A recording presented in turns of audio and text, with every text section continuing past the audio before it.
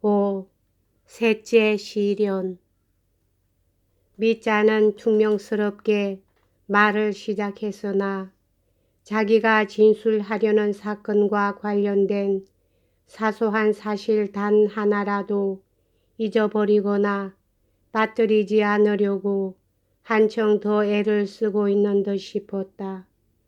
그는 어떤 식으로 담을 넘어서 아버지 집 정원으로 들어가 창문 옆으로 다가갔는지를 얘기하고, 그리고는 끝으로 창문 밑에서 있었던 일을 상세하게 들려주었다. 그리고 그루센카가 과연 아버지에게 와 있는지 어떤지 그것을 알려고 애를 쓰며 정원 안에서 기다리고 있던 순간 여러 가지 감정의 가슴이 끓어오르던 일을 부각처럼 명확하게 얘기했다. 그러나 이상하게도 이번에는 검사도 예심 판사도 왜 그런지 몹시 경원하는 듯한 태도로 귀를 기울이며 싸늘한 눈초리로 그를 바라보고 있었다. 질문도 훨씬 적어졌다. 미자는 그들의 얼굴빛만 보고는 그 눈치를 좀처럼 파악할 수가 없었다. 모욕을 느껴 기분이 상한 모양이군 하고 그는 생각했다. 될 대로 되라지. 이윽고 그가 그루센카가 왔다는 암호를 해서 아버지가 창문을 열게 하기로 결심했다는 대목을 이야기했을 때에도 검사와 판사는 암호라는 말에 아무런 주의를 기울이지 않았다. 그들은 이런 경우 이 말이 어떤 의미를 지니고 있는지조차도 전혀 깨닫지 못하고 있는 듯 싶었다. 미자까지도 그 사실을 눈치챌 정도였다. 마침내 창문으로 얼굴을 내민 아버지를 보고 자기도 모르게 와락 증오심이 치밀어 올라 호주머니에서 공의를 꺼낸 대목까지 이야기했을 때 미자는 일부러 그러기나 하는 것처럼 도려 말을 끊어버렸다. 그는 여전히 벽만 보고 앉아 있었으나 그들이 자기를 응시하고 있다는 사실을 의식하고 있었다. 그래서 하고 예심 판사는 말했다. 당신은 흉기를 꺼내 들었다는 거로군요. 그럼 그 다음엔 어떻게 되었나요? 그 다음에 말입니까? 그 다음엔 죽였지요. 머리를 내리쳐서 박살을 내고 말았단 말입니다.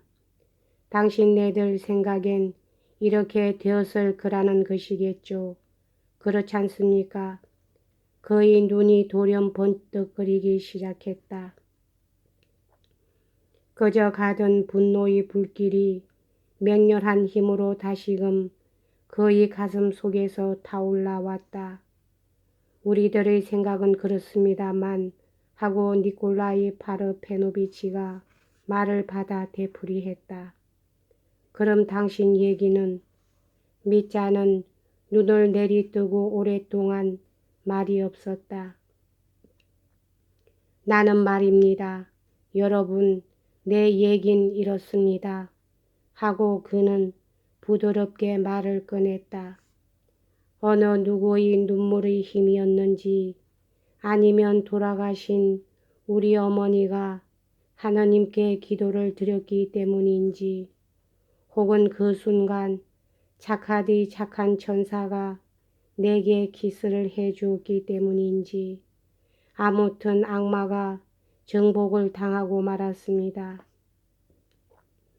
나는 재빨리 창문 옆에서 물러나 울타리 쪽으로 달려갔습니다. 아버지는 깜짝 놀랐습니다. 그리고 그때에야 비로소 내 얼굴을 알아보고는 외마디 소리를 지르며 창가에서 물러나더군요. 나는 그 순간의 일을 똑똑히 기억하고 있습니다. 나는 정원을 가로질러 울타리 쪽으로 달려갔습니다. 그런데 내가 울타리 위에 올라선 바로 그 순간 그리고리가 나를 붙잡았습니다. 여기까지 말하고서야 비로소 그는 눈을 들어 상대방을 바라보았다. 그들은 지극히 냉철한 주의력을 기울여 그를 바라보고 있는 것 같았다. 일종의 격렬한 분노의 경련이 미자의 마음을 스치고 지나갔다. 어쩌면 당신들은 지금 이 순간 날 비웃고 있군요. 하고 그는 갑자기 뇌까리듯이 말을 내뱉었다. 왜 그렇게 생각하지요? 니콜라이 파르페노비치가 말했다. 내 얘기는 하나도 믿으려 들지 않는군요. 나도 물론 내가 가장 중요한 대목에까지 이르렀다는 것은 잘 압니다. 지금 노인은 머리가 깨져 거기 쓰러져 있습니다. 그런데 나는 그 노인을 죽이려고 공의를 꺼내 들었다는 비극적인 묘사를 한 뒤에 갑자기 창문에서 물러나 도망쳐 나왔다고 하고 있으니 말입니다. 이건 한편의 서사시입니다. 시가 아니고 뭐겠습니까? 마치 풋나기들이 하는 말을 그대로 믿기나 하는 것처럼 말이에요. 하하하. 당신네들은 정말 냉소가 들이시군요. 이렇게 말하고 그는 획 몸을 돌려 외면해버렸다. 안락의자가 우지직하는 소리를 낼 정도였다. 그럼 당신은 알지 못했습니까? 하고 금사는 미자의 흥분 따윈 아랑곳 없다는 듯이 갑자기 입을 열었다. 당신이 창문 옆에서 도망쳐 나올 때 정원으로 들어가는 문이 열려 있는 것을 당신은 알지 못했습니까? 문은 열려 있지 않았습니다. 열려 있지 않았다고요? 물론이지요. 꼭 닫혀져 있었습니다. 도대체 누가 그 문을 열었겠습니까? 가만히 있자. 문이라. 잠깐만.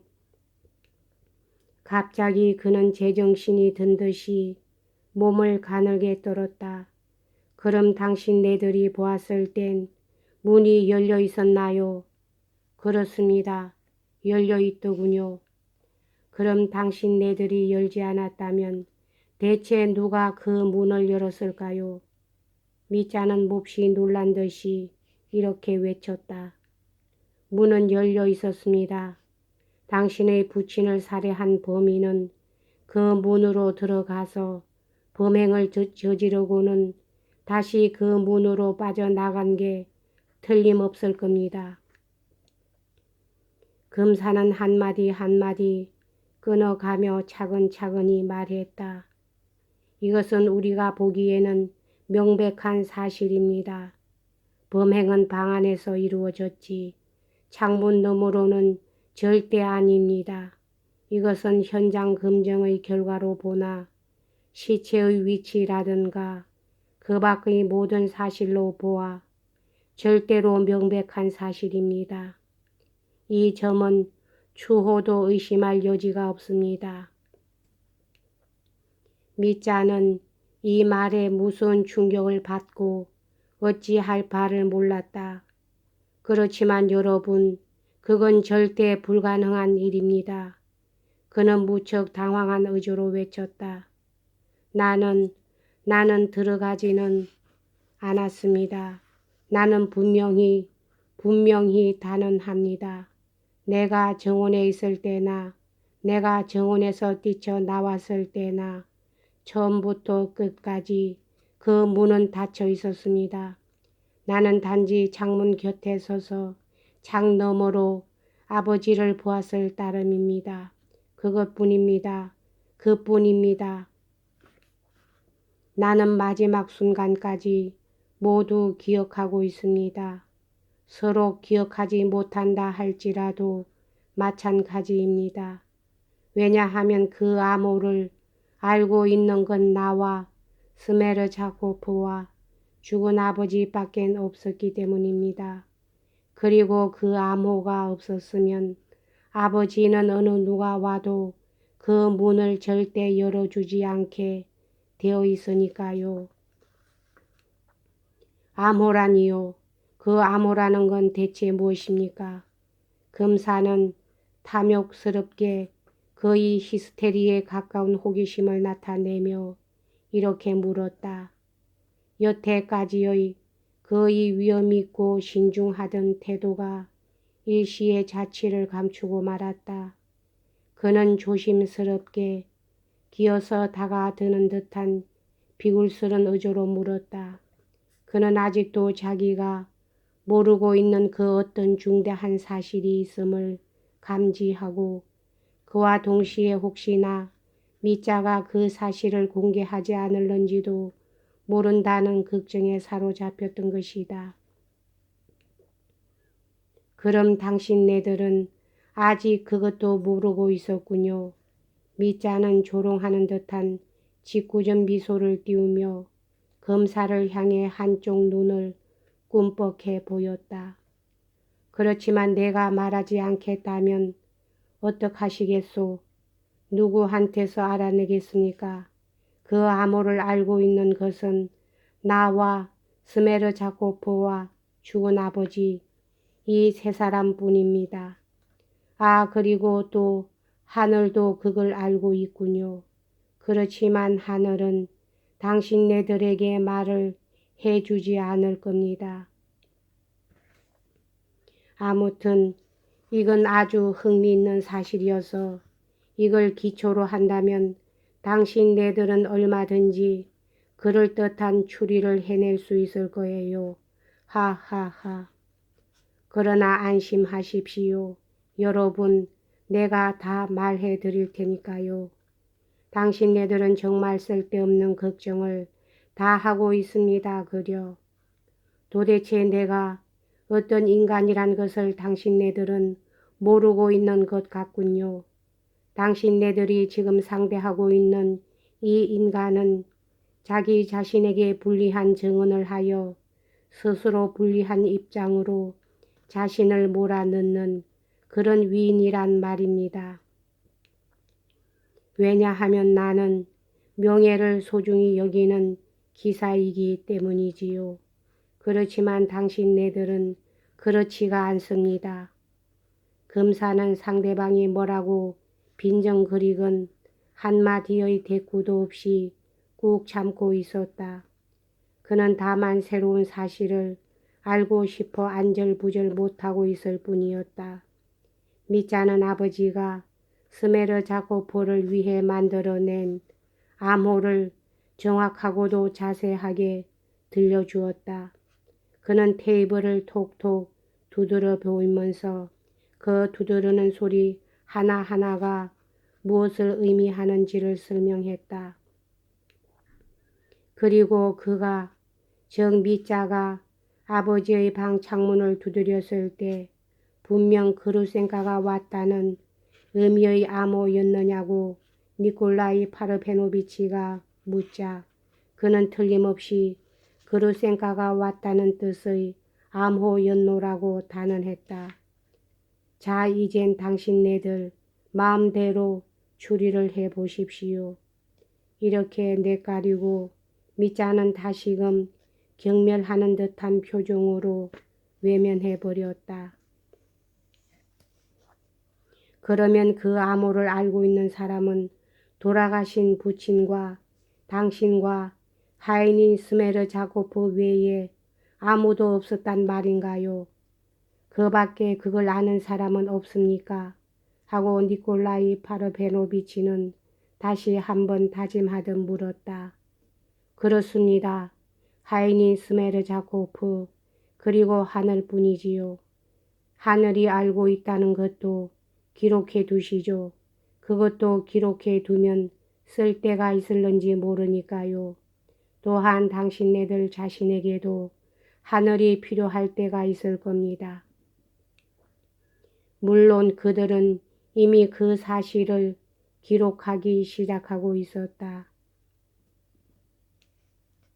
여기까지 하겠습니다.